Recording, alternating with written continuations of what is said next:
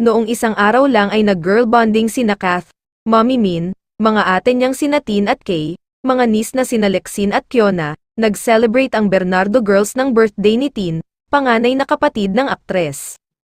At kaya nga panatag ang mga kaibigan at fans ni Kath na hinding-hindi ito maaapektuhan ng kaliwat ka ng intriga ay dahil sa kanyang solid na relasyon sa kanyang pamilya at walang banat na trabaho. Kaya walang panahon umano si Kath para magsintir at maging nega sa buhay.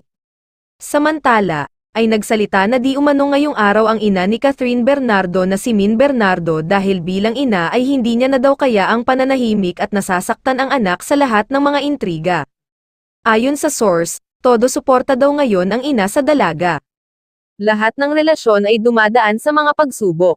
Hindi ako o sino para manghimasok kahit sino sa mga anak ko. Pero kung ano man ang issue kina Catherine at Daniel ay hayaang sila na lang ang magbigay ng opisyal na pahayag.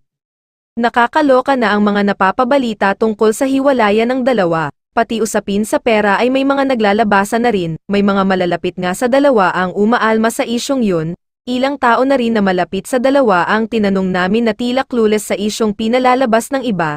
Isang malapit din kay Mommy Min Bernardo ang nagsabi sa amin na never nagkwento sa kanya ang nanay ni Catherine tungkol sa isyong binabawi na ng kampo ng dalaga ang sosyo sa negosyo with Daniel.